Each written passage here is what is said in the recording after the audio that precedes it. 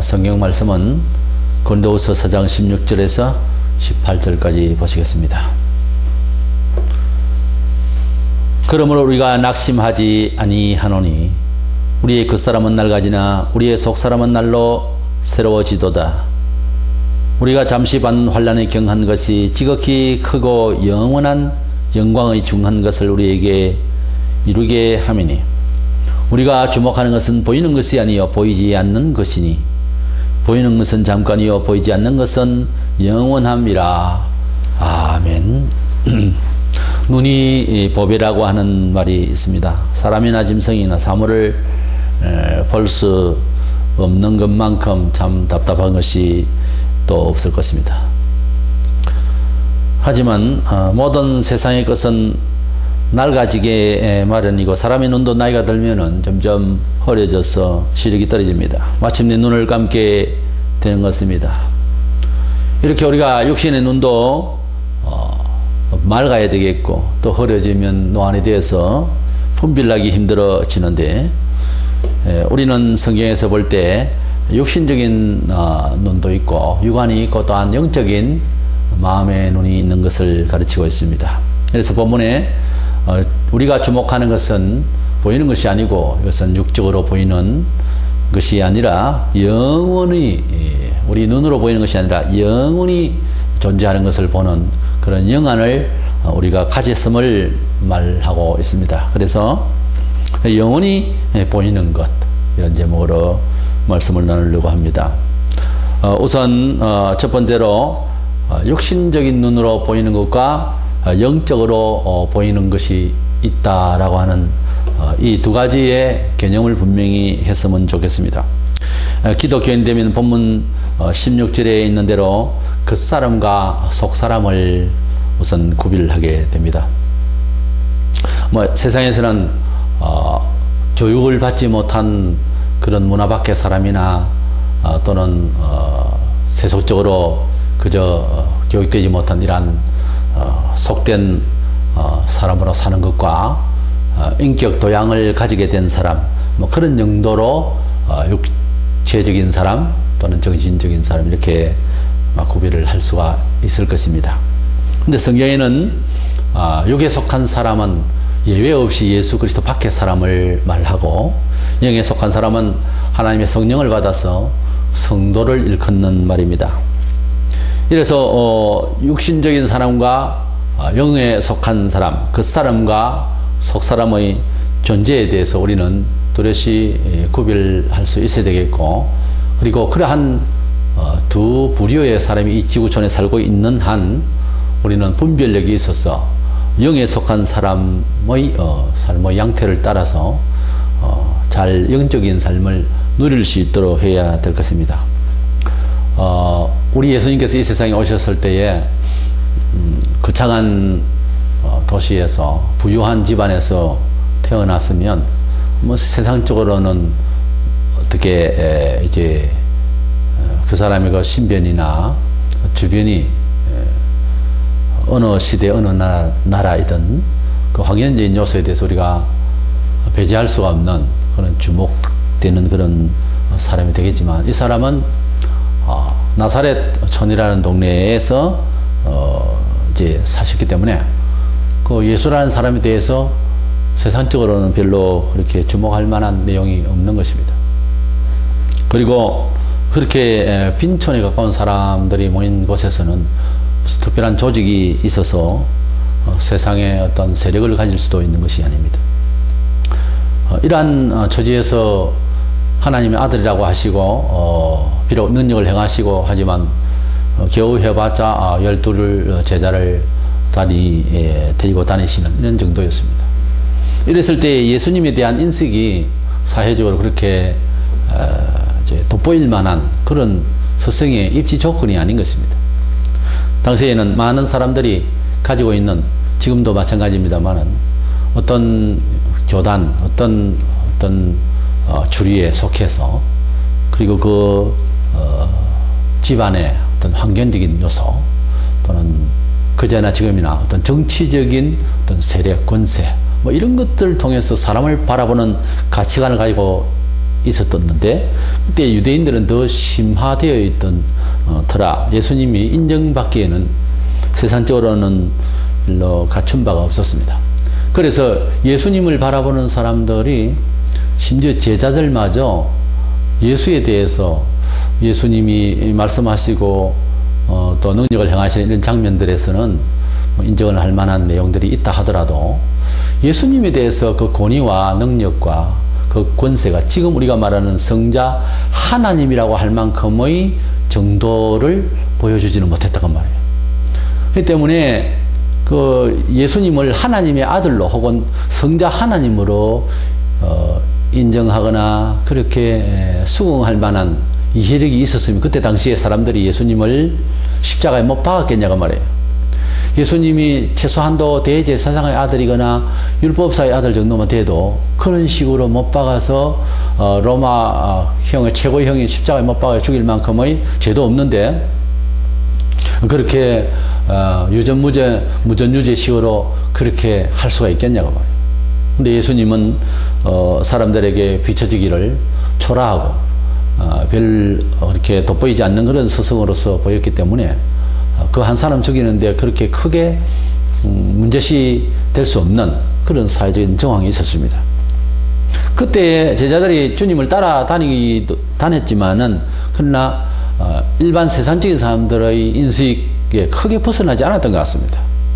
그래서 예수님의 교훈과 설교 가운데서 제자가 하나 물었습니다. 요한복음 14장 9절에 예수께서 이르시되 빌립아 내가 이렇게 오래 너희와 함께 있으되 네가 나를 알지 못하느냐 나를 본 자는 아버지를 보았거늘 어찌하여 아버지를 보이라 하느냐 이런 말씀이 있습니다. 빌립이 아버지를 보여주십시오라고 말했을 때 우리는 이렇게 새겨뒀습니다. 예수님 당신이 하나님의 아들이시라고 하니까 그러면 하나님 아버지를 보여주십시오 이런 뜻입니다. 그러니까 예수님의 신분에 대해서 아직까지 명확하게 하나님의 아들로 성자로 지금 아직까지 명확하게 수용을 못한다는 거예요. 지금 이 제자가. 그렇지 않아요? 예수님의 신분에 대해서 하나님의 아들이면 하나님 아버지 계시다고 믿어야지. 그것도 하나님 아버지를 보여다오 하는 말은 예수님 당신에 대한 위력과 권세와 당신의 신분에 대해서 내가 다시 수용하겠다 그 말 아니에요. 그것을 보면은 제자들도 아직까지 불확실하게 그렇게 예수님에 대한 인식이 완전하지를 못했다고 하는 사실을 우리가 보게 되는 것입니다. 이것이 다 뭡니까? 육신적으로 판단하는 세속적인 어떤 환경적인 요소라든지 이런 걸 통해서 사람을 알아보는 이런 원리로 제자라고 하지만 예수님에 대해서 그렇게 인식하고 있다는 것입니다. 오늘날 우리가 예수님을 믿고 또 우리가 하나님을 믿는다고 하는 성도들도 세상을 살면서 잘못 이렇게 남을 판단하거나 세상의 어떤 이해를 할 때에 육신적으로 보이는 것과 과학적인 통계를 통해서 그 세력과 그리고 좋다 나쁘다 행불행을 느낀다고 하는 것은 이것은 고쳐져야 할 부분입니다. 중심을 보시는 하나님을 닮아서 우리가 하나님의 자녀들로서 항상 본질에 충실하고 하나님께서 근본적으로 원하시는 것이 무엇인지에 대해서 관심을 가지고 살아가고 판단하고 이해하는 이런 영성이 이제 자라야 할 것입니다. 이래서 우리는 먼저 겉사람과 속사람, 육에 속한 사람과 영에 속한 사람의 세계가 있다고 하는 것. 그것은 엄격히 말해서 하나님을 믿지 않는 사람은 다 그 사람, 육에 속한 사람. 그 어떠한 세상의 종교나 세상적인 어떤 선을 말한다 하여도 결국은 자기 중심인 것입니다.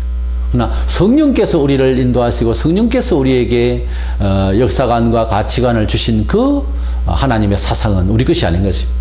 그래서 영적인 일에 우리가 부름을 받았고 그런 이해를 가지고서 세상을 판단하고 그리고 세상을 쫓아서 판단하면서 그렇게 삶을 살으라고 성경은 말씀하고 있습니다.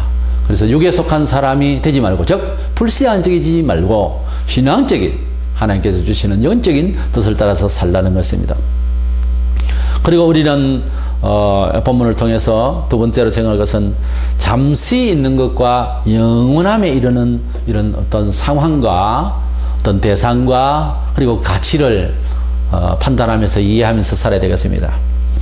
예수님을 제대로 믿게 되면은 흔히 종교에서 말하는 복을 받기 위해서 행복하기 위해서 집안 잘 되기 위해서 빌고 그리고 그 당을 찾아가는 이런 형식으로서 종교인의 어떤 기복신앙적인 그런 신앙생활을 교회에서 하게 되면 상당한 부분에서 스스로 갈등하게 마련인 것입니다. 왜냐하면 성경에는 영생을 말하고 있고 영원한 가치를 그리고 하늘나라 가서 받을 상급을 위해서 가르친 교훈이 더 많기 때문에 소위 일반적 종교적인 양심으로 교회를 집 가까이 있으니까 그렇게 나와서 어떤 한 문화적인 한 형태로서 내 삶을 더 유익하게 하기 위해서 그렇게 다니는 정도로 교회 생활을 하면은 안 됩니다. 왜냐하면 교회는 성령의 인도하심을 또 내세의 어떤 가치를 위해서 훨씬 더 많은 부분에서 말씀하고 있기 때문에 결국은 육적인 그 사람에 속한 이런 것들을 찾으면은 갈등이 오게 됩니다. 우리가 세상을 살아가는 데는 필요한 것, 잠시 필요한 것도 있지만 영원히 필요한 것도 있는 것입니다. 우리가 잠시 잠깐은 금세 마음에 속 들기도 하고 간단하게 우리가 취급할 수도 있지만 그게 또 없어지고 패배하게 되는 것이 많습니다. 본문 17절에 우리가 잠시 받는 환난에 경한 것이 지극히 크고 영원한 영광의 중한 것을 우리에게 이루게 함이니라는 말씀이 있습니다. 우리가 하나님을 믿을 때에 예외 없이 십자가를 지는 우리 자신이나 또는 밖으로 우리 혈육이나 우리의 삶의 현장이 비그리스도인들의 세계에서 이루어지어서 조직화되어 있는 이런 문화적인 여러 가지 여건상 우리가 진리대로 살기에는 너무 힘든 조건이 되어 있습니다. 때문에 누구나 예수님을 따르면서 영원한 가치를 추구하게 되면은 눈앞에 보이는 것을 이제 급급해하는 이런 세상적인 삶을 살아가는 사람과 함께 살아갈 때는 상당한 어려움이 따르게 되는 것입니다. 그래서 우리는 그것을 각오하되 십자가의 정신으로서 우리가 영원한 가치를 바라보고 잘 인내해야 될 줄로 믿습니다. 어느 시대에 누구 집에 어느 환경에서 살며 태어났든지 예수님을 믿으면 고난이라는 것이 따르게 되어 있습니다. 그래서 억지가 아니고 우리의 삶의 문화적인 체질이 진리로 살아가는 상황이 아니기 때문에 그렇습니다. 그것은 하나님이 잘못이 또 아니요 심지어 우리 자신이 스스로 만든 잘못도 아닙니다. 여러 가지 물려받은 여러 가지 구조적으로 그렇게 하나님의 말씀대로 살기에는 부적합한 상황이기 때문에 이것이 따르는 고난인 것을 알고 하나씩 잘 이겨나가고 헤쳐나가고 정돈해 나가는 새롭게 만들어 나가는 이런 성화적인 삶을 우리가 구축해 나가야 하는 숙제만 남은 것이지 그 갈등 속에서 좌절하거나 그 갈등 속에서 하나님을 불신하거나 우리 스스로 나에게 질 필요까지는 없는 것입니다. 우리는 항상 실수하고 우리는 세상에서 하나님 없이 살아가면서 마귀가 좋아하는 우리 그 사람이 좋아하는 잠시 잠깐의 낙을 위한 것들로 조직되어지고 굳어지고 했기 때문에 이것을 놓고 우리가 좌절하거나 할 것이 아니라 하나씩 조금씩 이렇게 개발해 나가면서 개량해 나가면서 하나님 아버지께서 원하시는 길로 따라가는 것이 우리의 할 일이다 하는 차원에서 이해하고 영원한 가치를 발휘할 수 있도록 노력해야 됩니다. 예수를 믿어도 영생에 이르는 생각을 하지 아니하고 말을 하지 아니하고 구상을 하지 않는다면은 제가 볼 때는 아직까지 정상적인 그리스도인이 아니라고 생각합니다. 정상적인 그리스도인은 그날부로 예수를 만나고 난 그날부로 영원에 이르는 가치를 위해서 말하고 협력하고 생각이 모이고 그렇게 판단을 하려고 하는 것이지 근시안적이고 육적이고 잠시 잠깐 있을 것들에 대해서 그렇게 탐닉하지 않습니다. 물질이라든가 또는 뭐 자기가 침식을 하고 하는 주거라든지 또는 음식 문화에서 의복 여러 가지 또 직업까지도 영원한 가치에 준하는 대로 가려고 하지 밖으로 이제 화려하고 외식적이고 하는 이런 것을 어느 정도지 그리스도인은 거기에 큰 관심을 갖지를 않습니다. 영혼이 바뀌면 하나님의 나라에서 영원히 살 것에 대한 개념으로 모든 것을 바꾸려고 스스로 그렇게 하게 되어 있습니다. 우리 스스로 가진 생각이 아니라 하나님께서 주신 성령의 생각이 그러하다는 것이지요. 그래서 잠깐의 고난이 있고 어렵더라도 영원한 가치를 쫓아가는 성도가 되어야 할 것이다. 세 번째로는 그런데 영원히 우리가 간직하고 잃지 아니하고 상급이 되고 빛날 것은 잘 보이지를 않는다는데 우리의 어려움이 있습니다. 본문에 보면은 18절에 우리가 주목하는 것은 보이는 것이 아니요 보이지 않는 것이니 보이는 것은 잠깐이요 보이지 않는 것은 영원함이라 그랬습니다. 세상을 살아가는 일에도 우리가 여러 가지 특별한 그런 업종에 오랫동안 활동을 하면은 전문성이 있게 마련이고 노하우가 있어서 일처리 능력도 상당히 좋아집니다. 뭐 돈을 잘 버는 사람은 돈 잘 버는 그런 어떤 기술 같은 그런 능력이라 할까 그런 것이 있고요. 또 상상력도 따르게 되고 그리고 투자하는 사람은 어떤 그 타당성을 확실히 데이터를 내서 그래서 어떻게 돈이 남을 것이다 하는 것을 아예 눈으로 보고 그렇게 투자하게 되어 있는 것이죠. 그렇게 세상을 살아가는 일에 있어서는 모든 일들이 그렇게 통계적이고 심지어 모험적으로도 해볼 만한 일들도 생기겠지만 하나님의 나라는 그런 것이 아닙니다. 하나님의 나라는 믿음의 눈으로 볼 수 있기 때문에 그런 세상의 밝은 이해로서는 하나님 나라를 보게 되는 것이 아닙니다. 그것을 세상의 이해로 하나님 나라를 인정하고 볼 수만 있다면은 머리 좋은 사람이 전부 다 하나님 나라 갈 수 있을 거예요. 또 돈 잘 버는 사람도 이해력이 빠르기 때문에 다 갈 수 있다고 볼 수 있겠죠. 그러나 우리는 하나님의 나라는 영적으로는 떠여져야 되기 때문에 예수님을 사모하는 마음이 되어야 그 하나님 나라를 알게 되고 그 영원한 가치를 볼 수 있게 되는 것입니다. 우리가 무엇을 보고 쫓아가게 마련인데 그렇지 않습니까? 우리가 돈 버리는 사람은 사실 사업을 해서면 성공의 깃대를 꼽아놓고 어느 시점 얼마만큼의 그런 자산의 부를 축적하게 되는 것을 바라보면서 달려갑니다. 돈을 버는 사람은 돈을 보고 달려가는 겁니다. 예. 그리고 포수는 이제 토끼를 잡으면 토끼를 쫓아서 그렇게 달려가고 그렇게 총을 쏘고 이제 다리나 맞아서 도망가면 그놈을 잡으려고 쫓아가는 것입니다. 우리가 인생을 살아가는 것을 어떤 면에서는 성경에 이른 바대로 경주하는 것입니다. 어떤 룰을 정해놓고 목표를 향해서 표대를 향해서 바울은 달려간다 그렇게 표현하고 있습니다. 우리가 무엇을 바라보고 달려가야 되지 아무것도 행선지도 없이 어떻게 우리가 항해를 하며 목표 지점도 없이 어떻게 경주하는 자가 달려갈 이유가 있겠습니까? 이래서 우리는 하나님의 나라와 그 영광을 위해서 이제 달려가야 되는데 그것이 보이지 않는 사람은 그렇게 잘 안 된다는 거예요. 그 말은 바로 신앙심이 두터운 사람은 하나님의 나라를 곧 눈앞에 두고 생각하고 이제 애를 쓰듯이 그렇게 하는 거예요.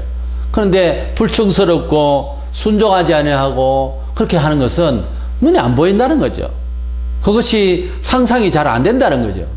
그것이 눈에 선이 보이지 않기 때문에 태만해지고 달려갈 이유를 모르는 거죠.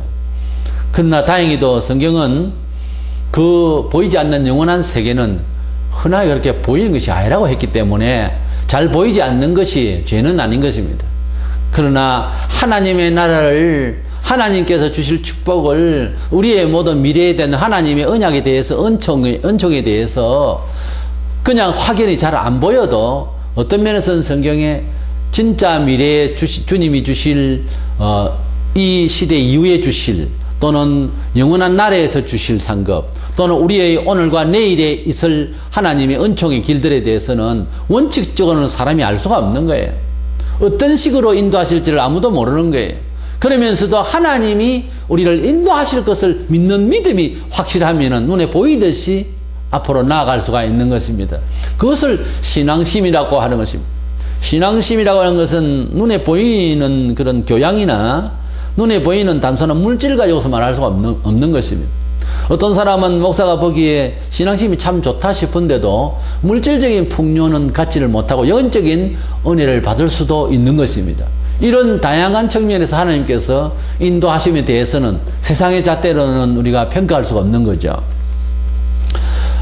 모세가 애굽에 있을 때에 이제 다음 왕이 될 그런 처지에 있었는데, 그는 결국 하나님 뜻이 계셔서 광야로 나와서 결국 40년 동안을 또 지내면서 나이 80대 있을 때에 하나님의 부름을 받고 결국 이스라엘 백성의 영도자로서 일을 하게 됐는데, 그가 애굽에서 살 때에도 애굽의 어떤 금은 보화보다 그리스도의 종이 되어서 하나님 종이 되어서 하나님 백성들과 함께 참 그리스도적 어떤 고난에 참여하게 됐다고 하는 히브리 11장의 말씀이 있는데, 그 중에서 27절에 보면은 믿음으로 애굽을 떠나 왕의 노함을 무서워하지 아니하고 곧 보이지 아니하는 자를 보는 것 같이 하여 참았으며, 그런 말씀이 있습니다.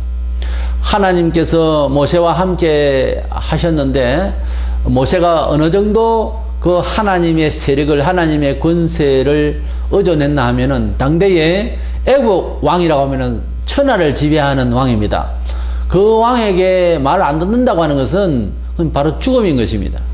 그런데 애굽에서 그가 하나님 일을 하려고 시도할 때에 눈에 보이지 아니하는 하나님이지만은 눈에 보이는 무서운 바로 왕보다 눈에 보이지 않는 하나님을 눈에 보이듯이 생각을 하고 하나님을 더 순종했다는 거예요. 그게 바로 보이지 않는 세계를 보는 자의 눈인 것입니다. 오늘날 우리가 현실적으로 살아가면서 여러 가지 상대적인 빅문이랄까, 그리고 여러 황연의 요소에 도전을 받으면서 불안하고 초조해하는 이런 삶을 너나 할 것 없이 이 도심 속에서는 모두가 다 불안해합니다. 사회도 여러 가지로 어려운 그러한 흉악한 일들이 많고 보니 우리가 조심스럽고 정말 문단속도 철저히 해야 되고 하는 이런 어려운 시대를 우리가 살고 있습니다. 그렇지만 우리가 하나님의 자녀로서 하나님께서 살아계셔서 우리와 함께 하시는, 눈에 보이지 않지만 보이는 듯이 주님이 우리를 도우심의 그 은혜를 체험하고 의존하고 신앙으로서 그렇게 체휼하면서 당당히 살아가려고 하지 않으면 정말 이 세상은 믿음도 지키기도 힘들고 세상 살기도 힘들고 이렇게 두 배나 힘들게 되는 것입니다. 때문에 우리는 영원한 것을 바라보고 영원한 하나님의 나라의 그 큰 소망을 우리가 마음의 눈을 열어서 바라보면서 이 정도의 이 세상의 일들은 우리가 다 참아낼 수 있다고 하는 각오보다 철저한 어떤 믿음의 정신을 가지고서 있으면 하나님께서 우리와 함께 하시고 또 영원한 가치를 바라볼 수 있는 영안이 자꾸 열려서 그 하나님께서 인도하시고 이끄시는 방법에 대해서 그 길에 대해서 잘 체득을 하게 또한 발전을 하게 되어 있습니다. 그렇기 때문에 하나님께서 우리에게 주시는 영원히 우리를 인도하실 그 가치, 영원한 것을 바라보는 영안이 우리가 열려서 그 가치를 바라보면서 이 잠시 잠깐에 있는 이 세상적인 것, 여기에 놓여있는 이 모든 것들에 대한 어떤 근시안적인 세속적인 이 모든 것들에 대한 것을 넘어서 갈 수 있는, 건너뛸 수 있는 그런 큰 발을 가지고 건너뛸 수 있는 믿음의 지혜를 우리가 받아야 할 줄로 믿습니다. 이야기 결론은 그렇습니다. 우리 세상에는 겉사람과 속사람이 있고 또 순간적인 것과 영원한 것이 있는데 그 영원한 것을 따라가는 것이 성도인데 그것은 사실 잘 보이는 것이 아니다라고 했습니다. 보이지 않는 것은 또 인내하며 참으면서 기다릴지니라 하는 말씀도 있습니다. 우리가 하나님을 믿고 따라갈 때에 이와 같이 속성으로 금세 눈앞에서 답을 주시는 것이 아니라 좀 더 멀리 바라보게 하시고 좀 더 영원한 가치로 하나님 나라에서 받을 상을 위해서라도 우리를 인내하게 하시는 그런 과정이 있어요. 그리고 무엇보다 살아계신 하나님은 택하신 백성들의 그 인도하심이 이제 가끔씩 선명하게 힘을 주시기 위해서 이쪽 길로 가게 하시는구나, 저렇게 하게 하시는구나 하는 것을 볼 때가 있어요. 하나님께서는 영원히 우리를 인도하시고 영원한 하나님의 자녀로 삼으셨기 때문에 그 길 가고 있는 것을 생각하고 험한 세상을 우리가 살아가는 과정에 있어서 잘 하나님 인도하심을 바라면서 살아갈 수 있도록 기도하고 인내할 뿐인 것입니다. 이래서 우리 성도들은 영원히 보이는 것을 바라보고 살아가는 존재라고 하는 사실을 오늘 이 시간 확신하면서 우리의 인생의 가치에 대해서 좀 더 깊이 감사하고 그런 고상한 그리스도를 발견한 우리의 정신이 세상을 이길 수 있는 저와 여러분 되시기를 축원합니다.